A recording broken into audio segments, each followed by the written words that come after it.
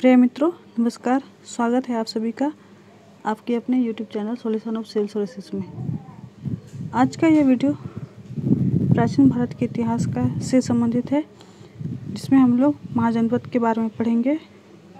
प्राचीन इतिहास के जो प्रमुख चैप्टर्स है उसमें पहले हम लोगों ने प्राचीन इतिहास के स्रोतों के बारे में पढ़ा, प्राक इतिहास के बारे में पढ़ा, सिंधु घाटी सभ्यता एवं हड़प्पा सभ्यता के बारे में पढ़ा, साथ ही साथ वैदिक सभ्यता के बारे में पढ़ा। आज हम लोग 16 महाजनपदों के बारे में बारी बारी से पढ़ेंगे। तो जो 16 महाजनपद थे, ये एक्चुअली प्राचीन भारत की देश की जो प्रशासनिक व्यवस्था था, प्रशासनिक बंटवारा था, उसी का एक भाग होता था महाजनपद। जिस प्रकार वर्तमान में राज्य होते हैं, प्राचीन भारत में महाजनपद हुआ करते थे। ये जो महाजनपद है, इनका विस्तार अफगानिस्तान से लेकर बिहार तक था और हिंदू कुश से लेकर गोदावरी तक था। आइए बारी बारी से महाजनपदों के बारे में डिटेल्स में जानेंगे एवं उनकी राजधानियों के बारे में, क्योंकि महाजनपद से विशेषता जनपद एवं उनकी राजधानियों के बारे में प्रश्न पूछा जाता है। ये जो वीडियो आप देख रहे हैं, यह जेपीएससी और बीपीएससी और यूपीएससी उसकी पीटी के लिए हेल्पफुल है, और स्टेट पीसीएस जो देना चाहते हैं तो इस वीडियो में जो नोट्स दिए गए हैं, ये आपका स्टेट पीसीएस में मेंस में भी काम आ जाएगा। मेरे चैनल पर जो भी वीडियो अपलोड हो रहे हैं, ये आपका यूपीएससी, जेपीएससी और बीपीएससी अर्थात स्टेट पीसीएस और सेंट्रल सर्विसेज दोनों के लिए हेल्पफुल होगी। जो candidate JPSC, BPSC, UP PCS की तैयारी कर रहे हैं, इन वीडियो के माध्यम से महत्वपूर्ण फैक्टों को याद करते चले जाएंगे, और जो नोट्स हैं, पीडीएफ है इसके मिलेंगे, वो आपका मेंस में काम आ जाएगा। तो चैनल अगर सब्सक्राइब नहीं किए तो सबसे पहले चैनल सब्सक्राइब कर लीजिए, नोटिफिकेशन बेल प्रेस कर लीजिए, ताकि आपको जो भी वीडियो आते हैं उनके नोटिफिकेशन मिलते रहें। आइए स्टार्ट करते हैं। महाजनपद। महाजनपद प्राचीन भारत में राज्य या प्रशासनिक इकाइयाँ होती थी, और उत्तर वैदिक काल में कुछ जनपदों का उल्लेख मिलता है। बौद्ध ग्रंथों में इनका कई बार उल्लेख हुआ है। ईसा पूर्व 6वीं से 5वीं शताब्दी को प्रारंभिक भारतीय इतिहास में एक प्रमुख मोड़ के रूप में माना जाता है, जहां सिंधु घाटी सभ्यता के पतन के बाद भारत के पहले बड़े शहरों के उदय के साथ साथ श्रमण आंदोलन अर्थात बौद्ध धर्म और जैन धर्म का उदय हुआ था। अगर स्थिति की बात करते हैं महाजनपद की, तो ये सभी महाजनपद आज का जो भारत है उसका उत्तर में अफगानिस्तान से लेकर बिहार तक और हिंदू कुश से गोदावरी नदी तक फैले हुए हैं।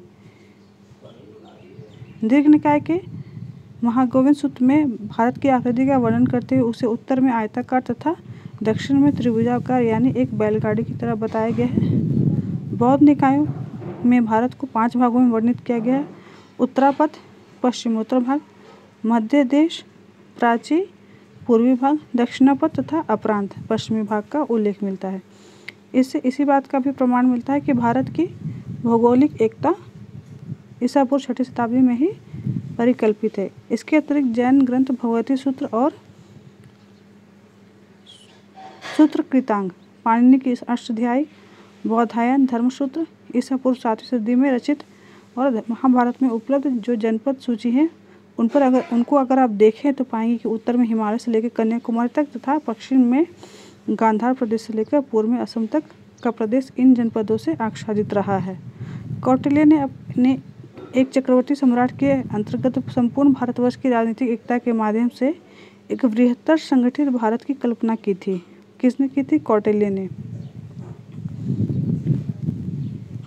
ईसा पूर्व 6वीं सदी से ईसा पूर्व 2वीं सदी तक प्रचलन में रहे आहत सिक्कों के वितरण से अनुमान होता है कि ईसा पूर्व 4वीं सदी तक संपूर्ण भारत में एक ही मुद्रा प्रचलित हुआ करती थी, और इससे उस युग में भारत की एकता की साफ झलक दिखती है। ईसा पूर्व 6वीं सदी में तो व्याकरण पाणिनि ने 22 महाजनपदों का उल्लेख किया था, जिनमें से मगध, कौशल और वत्स को महत्वपूर्ण बताया गया है।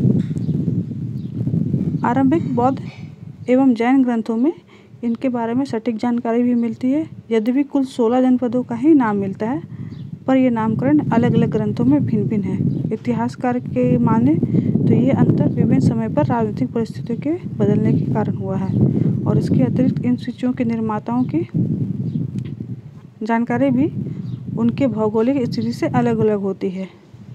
बौद्ध ग्रंथ अंगुत्तर निकाय महावस्तु में 16 महाजनपदों का उल्लेख मिलता है। और ये जो 16 महाजनपद है इनके नाम देख लीजिए और इनके चित्र में इनकी स्थितियाँ देख लीजिए। ये हो गया आपका कंबोज, गंधार, कुरु, पांचाल, सुरासेन, मत्स्य, कौशल, मल्ल, ब्रज, काशी, वत्स, अवंती, चेतिया या चेदी, मगध, यहाँ अंग हो गया और लास्ट में अशाका, ये आप यहाँ पर देख रहे हैं।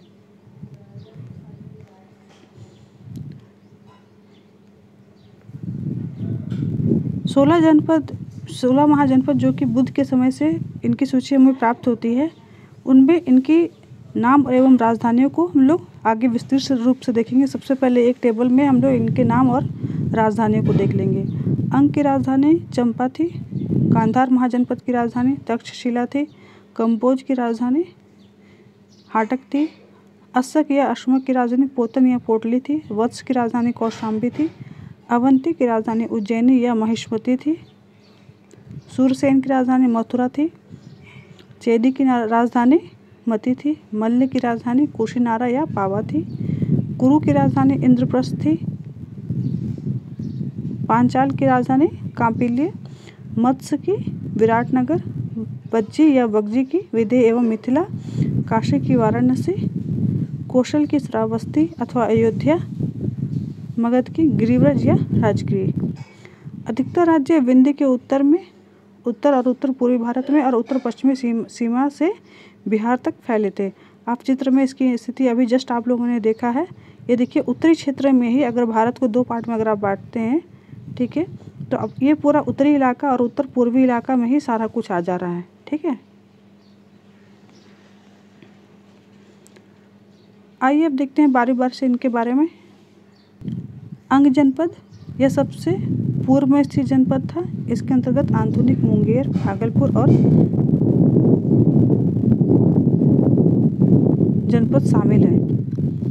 इसकी राजधानी चंपा थी।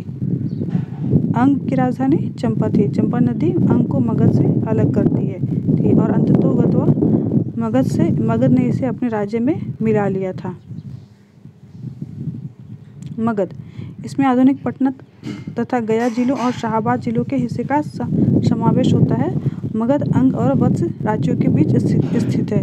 देखिए स्टेट पीसीएस में ये जो बिहार का स्टेट पीसीएस में स्पेशली अंग और मगध के बारे में पूछा जाता है। काशी, जिसकी राजधानी वाराणसी थी। आरंभ में काशी सबसे शक्तिशाली था, परंतु बाद में इसने कौशल की शक्ति के सामने आत्मसमर्पण कर दिया और कालांतर में काशी को अजातशत्रु ने मगध में मिला लिया। कौशल की बात करें तो इसकी राजधानी श्रावस्ती थी। इसके अंतर्गत पूर्वी उत्तर प्रदेश का समावेश होता है। देखिए जो महाजनपद जिस राज्य में वर्तमान के जिस राज्य में पड़ रहा है तो वो उस स्टेट पीसेस के लिए बहुत ज़्यादा इम्पोर्टेंट हो जाता है। बिहार में जो महाजनपद पड़ रहे हैं 3 महाजनपद, तो वो तीनों बिहार बीपीएससी के लिए बहुत ज़्यादा इम्पोर्टेंट होते हैं। उसी तरह उत्तर प्रदेश में जो महाजनपद पड़ता है वह यूपी पीसीएस के लिए इम्पोर्टेंट हो जाता है। ठीक है, कौशल की महत्वपूर्ण नगरी अयोध्या थी, जिसका संबंध राम के जीवन से जोड़ा जाता है। और कौशल को सरयू नदी 2 भागों में बांटती है। उत्तरी कौशल, जिसकी राजधानी श्रावस्ती थी, और दक्षिणी कौशल की राजधानी कुशावती थी। यहाँ का राजा बुद्ध का समकालीन प्रसेनजीत था। वज्जी की बात करें, यह भी इम्पोर्टेंट है बीपीएससी के लिए। उत्तरी बिहार, मगध के उत्तर में स्थित यह राज्य कुल 8 कुलों के संयोग से बना था। इनमें 3 प्रमुख जो प्रदेश थे ये थे विदेह, वज्जी एवं लिच्छवी। मल्ल, यह गोरखपुर और देवरिया के जिले में पड़ता है। इसके 2 भाग हैं। एक की राजधानी कुशीनारा था तथा दूसरे की पावापुरी थी। कुशीनारा में गौतम बुद्ध की मृत्यु हुई थी और कुशीनारा की पहचान देवरिया जिले के कस्या नामक स्थान में होती है। ये भी बीपीएससी के लिए इम्पोर्टेंट है। चेदी की बात करें तो यह यमुना और नर्मदा नदी के बीच है। यह यमुना नदी के किनारे स्थित था और यह कुरु महाजन पर ही आधुनिक बुंदेलखंड का इलाका था। नेक्स्ट देखिए वत्स इलाहाबाद का क्षेत्र जिसकी राजधानी कौशाम्बी थी। संस्कृत साहित्य में प्रसिद्ध उदयन जो बुद्ध का समकालीन था इसी जनपद से संबंधित था और वत्स लोग वही कुरुजन थे जो हस्तिनापुर के उत्तर वैदिक काल के अंत में बाढ़ से बह जाने पर उसे छोड़कर प्रयाग के समीप कौशाम्बी में आकर बसे थे। कुरु की बात करें यह थानेश्वर दिल्ली और मेरठ के इलाके का है क्षेत्र आता है। इसकी राजधानी इंद्रप्रस्थ थी। पांचाल बरेली बदायूं और फर्रुखाबाद के जिले के क्षेत्र आपका पांचाल में आ जाता है। इसके दो भाग हैं, उत्तरी पांचाल और दक्षिणी पांचाल। उत्तरी पांचाल की बात करें तो इसकी राजधानी अहिच्छत्र है और दक्षिणी पांचाल की बात करें तो इसकी राजधानी कापिल्य है। उत्तर वैदिक काल की तरह कुरु एवं पांचाल प्रदेशों का अपना महत्व नहीं रह गया है। मत्स्य जयपुर इसकी राजधानी विराटनगर थी और विराटनगर की राजधानी की स्थापना विराट नामक व्यक्ति ने की थी और उन्हीं के नाम पर यह विराटनगर हो गया। सूरसेन मथुरा सूरसेन राज्य की राजधानी थी। यहाँ का शासक अवंतीपुर महात्मा बुद्ध का अनुयायी था। अवंतीपुत्र तो अवंतीपुत्र जो था मथुरा का जो सूरसेन राज्य का जो शासक था यह महात्मा बुद्ध का अनुयायी था। अश्मक ये जो गोदावरी नदी पर है इसकी राजधानी पोतना थी और यहाँ के शासक इक्ष्वाकु वंश के थे। अवंती मालवा में है। आधुनिक मालवा एवं मध्य प्रदेश के कुछ भाग मिलाकर अवंती जनपद का निर्माण करते थे और प्राचीन काल में अवंती के दो भाग थे, उत्तर अवंती जिसकी राजधानी उज्जैन थी तथा दक्षिण अवंती जिसकी राजधानी महिष्मती थी। चंद्रप्रद्योत यहाँ का शक्तिशाली राजा था और मगध सम्राट शिशुनाग ने अवंती को जीतकर अपने राज्य में मिला लिया। गांधार पेशावर और रावलपिंडी के जिले इसकी राजधानी तक्षशिला थी जो प्राचीन काल में विद्या एवं व्यापार का प्रसिद्ध केंद्र थी। 6ठी शताब्दी ईसा पूर्व में गांधार में पुष्कर सारेन राज्य करता था। इसने मगध नरेश बिंबिसार को अपना एक राजदूत तथा एक पत्र भेजा था। कंबोज दक्षिण पश्चिम कश्मीर तथा अफगानिस्तान का भाग पड़ता है। यह आधुनिक काल के रजौरी एवं हजारा जिलों में स्थित है। तो ये आपका महाजनपद कंप्लीट हो गया। ठीक है, इसके बाद हम लोग पढ़ेंगे जैन धर्म एवं बौद्ध धर्म के बारे में। नेक्स्ट वीडियो जरूर देखिएगा, बहुत इंपॉर्टेंट है। उससे आपका स्टेट पीसीएस में प्रश्न बहुत आते हैं और इसके बाद हम लोग कंटिन्यू करते चले जाएंगे। जैसे ही एंशिएंट हिस्ट्री ख़त्म होगा आपका मीडिएवल पढ़ेंगे, मॉडर्न पढ़ेंगे, देन हम लोग जियोग्राफी स्टार्ट करेंगे। जो भी अगर ध्यानपूर्वक वीडियो देख रहे होंगे तो उनको बहुत सारी चीज़ें याद हो जा रही होंगी। नहीं तो कोशिश करिए कि पॉइंट वाइज लिख लीजिए या फिर दोबारा वीडियो देख लीजिए। सावधानीपूर्वक देखेंगे तो ज़रूर आपको याद होगा। वीडियो बनाने का पर्पस यही है कि आप घर पर बैठ के इन कंटेंट के माध्यम से आराम से अपनी तैयारी कर सकते हैं। और चूँकि आप सभी जान रहे हैं कि जैसे ही लॉकडाउन ख़त्म होगा बीपीएससी 66 का अनाउंसमेंट हो जाएगा और जेपीएससी का भी अनाउंसमेंट किया जाने वाला है। तो जो भी वीडियो आ रहे हैं उनको सावधानीपूर्वक देखते चले जाइए, ध्यानपूर्वक देखते जाइए और अपनी तैयारी आराम से करते चले जाइएगा। ये जो वीडियो है आपका जेपीएससी का GS 1 है और बीपीएससी का जो GS पेपर होता है पीटी का, ये उसका पार्ट है। ठीक है, इसके अलावा इसमें जेपीएससी में GS 2 पेपर होता है जो कि झारखंड स्पेसिफिक होता है। इसके वीडियो आ रहे हैं ऑलरेडी, उनको आप अगर देख ही रहे होंगे तो आपकी तैयारी हो रही होगी। और बीपीएससी में बात करें बिहार जीके की, तो बिहार जीके में आपको जो इम्तियाज़ अहमद की बुक है उसके वीडियो ऑलरेडी डाले हुए हैं, डिस्क्रिप्टिव वीडियो और ऑब्जेक्टिव वीडियो अपलोड हो रहे हैं। तो कुल मिलाकर आपका जेपीएससी बीपीएससी दोनों का तैयारी हो जाएगा। करंट अफेयर्स की वीडियो भी मैं बाद में प्रोवाइड कर दूंगी। वीडियो देखते रहिए और अपनी तैयारी करते रहिए, घर पर रहिए और सुरक्षित रहिए। धन्यवाद।